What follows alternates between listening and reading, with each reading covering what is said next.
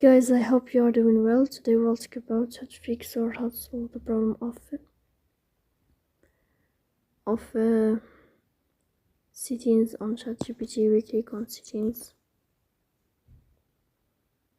Here on this page, you click on apps, default apps, app settings. In this page, you will search about ChatGPT.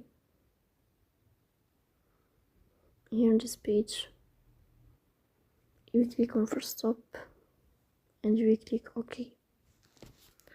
After that, you will click on storage.